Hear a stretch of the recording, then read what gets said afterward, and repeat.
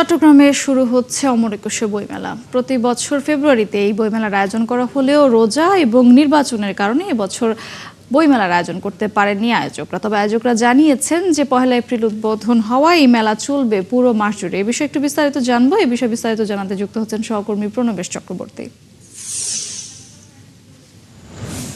প্রণবেশ, আপনি কিছুক্ষণ আগে আমাদের জানিয়েছেন যে মেলার উদ্বোধন হয়ে গেছে। তো উদ্বোধন পরবর্তীতে মেলায় সাধারণ মানুষের জনসমাগম কেমন দেখছেন? এছাড়া কতগুলো প্রকাশনী এবার অংশ নিল, কতগুলো স্টল হলো, সবটাই জানতে চাই আপনার কাছে।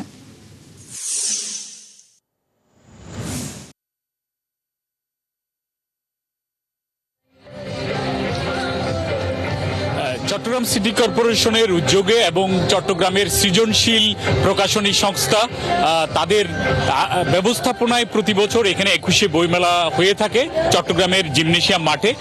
এবার এটি হতে পারে। দর্শক, আমরা ছিলাম চট্টগ্রামে, আমরা ফিরবো সেখানে।